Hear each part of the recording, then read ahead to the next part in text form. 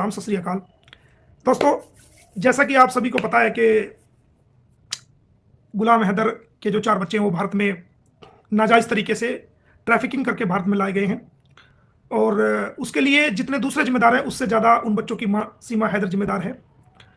और वो बच्चे आज के वक्त में वो कितना भी वीडियो दिखा ले कि मेरे से बात कर रहे हैं, मेरे से प्यार से बोल रहे हैं, लेकिन सही मायने में गुलाम हैदर के हक मारा जा रहा है।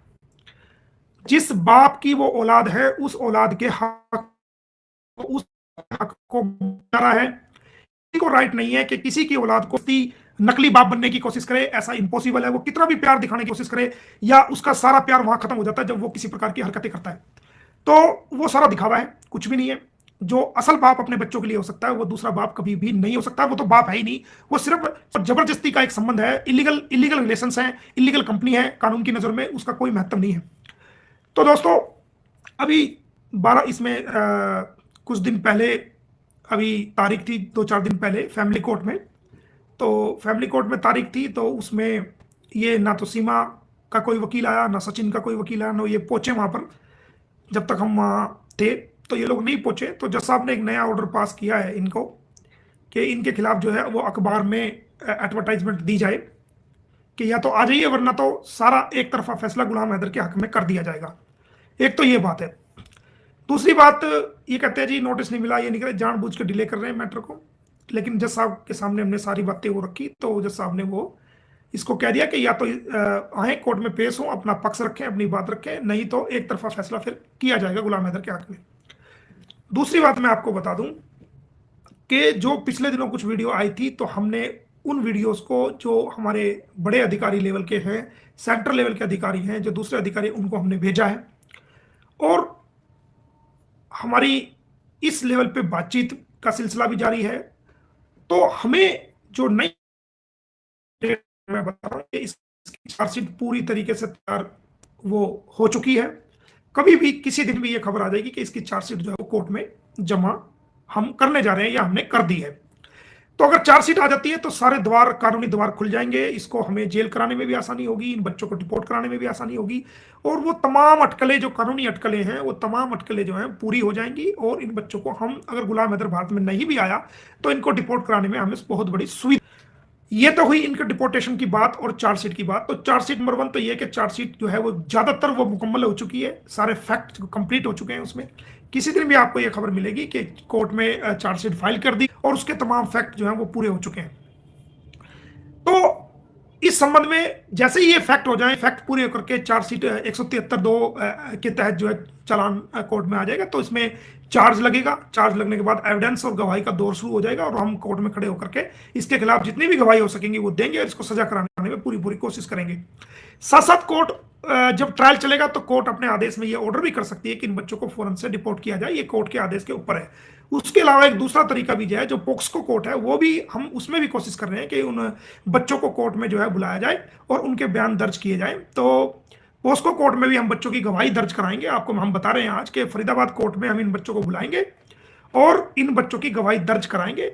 और इनसे कोर्ट भी पूछेगी कि तुम्हारे साथ क्या रवैया है, क्या नहीं। इसको पढ़ा दिया जाएगा। हम मानते हैं इन बच्चों को पहले से ट्रेन कर दिया जाएगा, पढ़ा दिया जाएगा, लेकिन वहां उसके साथ साथ हम जो साइकोलॉजिकल जो एक्सपर्ट होते हैं उनकी भी राय लेंगे। तमाम बच्चों की हम एविडेंस उस कोर्ट में कराएंगे। उसके अलावा जो बच्चों को बार बार टॉर्चर की जो खबरें आ रही थी, उसके लिए हमने ये कदम उठाया है कि हम बच्चों की गवाही को कोर्ट में कराएंगे और उस बच्चों से पूछा जाएगा कि कैसे कैसे हरकतें होती है, कहाँ कहाँ हाथ लगा, वो सारी बातें हम कोर्ट में रखेंगे। उसके अलावा जो बल्लभगढ़ का जो वहाँ के जो एसएचओज हैं उनकी गवाही वहाँ पर कराई जाएगी। उनसे भी हम पूछताछ करेंगे, ये कब पकड़ी गई, क्या इनका रिकॉर्ड है, वो सारी बातें कोर्ट में आकर के गवाही देंगे। रघुपुरा पुलिस को भी कोर्ट में बुलाया जाएगा और उनसे भी सारी गवाही की जाएगी। तो ये एक पोस्को कोर्ट की कार्रवाई चल रही है और उस पर बहुत जल्दी जो तारीख आने वाली है उसमें सम्मन्स भी 1-2 दिन में हम वो सम्मन्स भी करा देंगे और वो कम्युनिटी पर लगाएंगे कि तमाम सम्मन्स, वो जो कोर्ट में इन लोगों को बुलाएंगे, तमाम सम्मन्स आप लोग देख भी सकते हैं।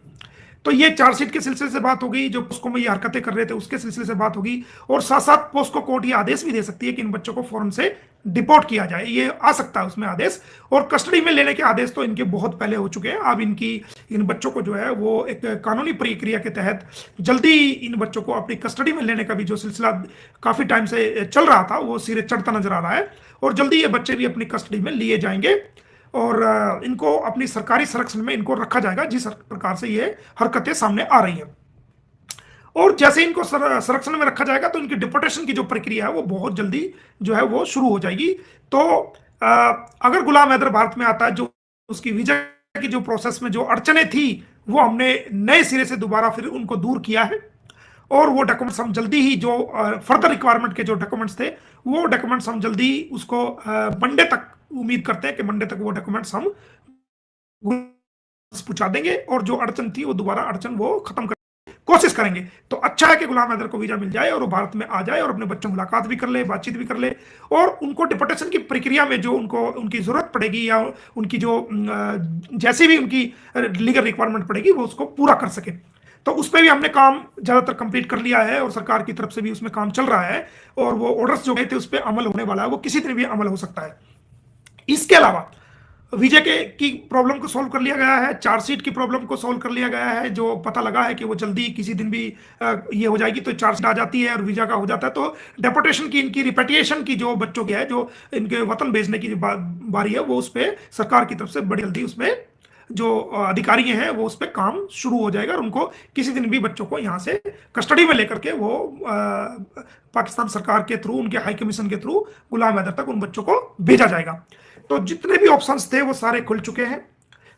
गुलाम हैदर को विजय के जो ऑप्शंस थे वो भी हमने उस प्रॉब्लम्स को दूर करके, चाहे कितनी भी मुसीबत का सामना करना पड़ा, कितनी भी कुशामद करनी पड़ी, या अपने लीगल एफर्ट्स करने पड़े, या जो मर्जी करना पड़ा, वो हमने क्लियर कर दिया है। और कोर्ट से भी, जो कोर्ट में भी हमने गुलाम हैदर की जो रिक्वायरमेंट थी, कोर्ट से भी हमने अपनी सारी जो ना जो रिक्वायरमेंट्स थी वो पूरी कर ली है। तो उम्मीद है 1-2 दिन में कोर्ट का बुलावे का जो लेटर है, जो नोटिस है, वो भी जारी हो जाएगा कि गुलाम हैदर की इस केस में जरूरत है। वो भी हम आपको कम्युनिटी पे लगा के देंगे ताकि लोगों को अपडेट हो जाए और लोग गुमराह ना हो कि गुलाम हैदर को कोर्ट ने भारत में बुलवा लिया है। और विजय की जो प्रॉब्लम्स थी वो भी सोल्व जो है हमारी तरफ से डॉक्यूमेंटेशन पे हो चुकी है। जो मंडे तक, या उम्मीद है मंडे नहीं तो ट्यूसडे तक तो डेफिनेट जो है उसको पहुंच जाएगी। तो गुलाम हैदर के लिए बहुत बड़ी खुशखबरी है। विजय की तरफ से भी उसका जो दिक्कत थी वो सब अब दूर हो गई है। कोर्ट की तरफ से उसको बुलावा उसको मिल जाएगा, नोटिस पे जो हम लगा रहे हैं, जो हाई कमीशन के थ्रू हम भिजवाएंगे, जो हमारा इंडियन हाई कमीशन है उसके थ्रू भिजवाएंगे, विदेश मंत्रालय के थ्रू भिजवाएंगे, वो सब हम कर चुके हैं।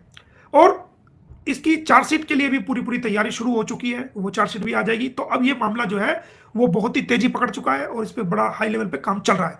तो गुलाम हैदर भी आ जाएगा, इधर से चार्जशीट भी इसकी जो है ना शामिल हो जाएगी, और इनके रिपेट्रिएशन का जो काम है, बच्चों की रिपेट्रिएट करने का, इनको वापस इनके मुल्क भेजने का, वो काम भी बड़ी तेजी से शुरू हो जाएगा। तो ये एक बहुत बड़ी आप लोगों के लिए खुशखबरी है। जितने दिनों हमने आपको अपडेट नहीं दी तो उसका यही कारण था कि वो प्रोसीडिंग चल रही थी, उसको बीच में छेड़ना या उसके बारे में बातचीत करना ठीक नहीं था। किसी को अच्छा लगे, किसी को बुरा लगे, कोई अच्छा माने, कोई हम पे यकीन करे ना करे, वो अलग इशू है। हमें यकीन कराने से ना कोई नुकसान है ना कोई फायदा है। हमारा जो काम था हम कर चुके हैं और उस पर बहुत जल्दी रिजल्ट सारी दुनिया के सामने आ जाएगा।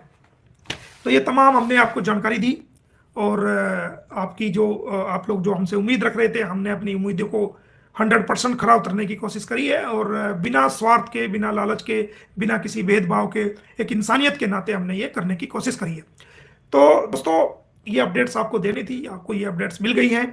तो ज़्यादा लंबा आपका समय ना लेते हुए, क्योंकि आप लोग सारा दिन अपनी दिनचर्या में व्यस्त रहते हो, आप लोग आते हो, तो आपको सभी अपडेट्स दे दी गई है। जो डॉक्यूमेंट है वो डॉक्यूमेंट भी, जो नोटिस होंगे, जो भी होंगे, वो हम कम्युनिटी पे जरूरत समझेंगे तो लगा देंगे, लेकिन हमने आपको बता दिया, यही हमारे लिए सफिशिएंट है। तो जितना इंतजार गुलाम हैदर को करना था अपने बच्चों से अलग होने का, वो कर चुका है। अब वो घड़ी बहुत ही नजदीक और जल्द आने वाली है कि जब वो अपने बच्चों से मिलेगा, और उनकी बातचीत का भी, इससे इन सबसे अलग एक चीज और मैं आपको बता दूं कि बच्चों से बातचीत का सिलसिला भी कोर्ट के माध्यम से हमने उसको सिरे चढ़ाने की कोशिश हम कर रहे हैं, और उसमें हम ऑर्डर का इंतजार कर रहे हैं। वो जैसे ही आ जाएगा तो परमानेंट, कभी भी जब गुलाम हैदर चाहे वो अपने बच्चों से, उसको एक नंबर दिया जाएगा, और पुलिस के जरिए से वो बातचीत उन बच्चों से, वीडियोग्राफी के जरिए से उससे वो अपने बच्चों से बातचीत कर सकेगा जब उसका दिल चाहे, हफ्ते में, 10 दिन में, या फिर जब उसको जरूरत समझेगा। तो जब तक वो यहाँ नहीं आता तो वो अपने बच्चों से बातचीत भी कर सकेगा।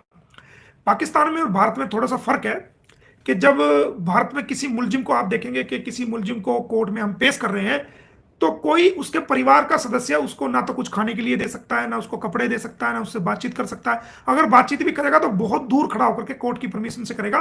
तो कस्टडी में तो वीडियोग्राफी से बात कराने का भारत में कोई मतलब ही नहीं है।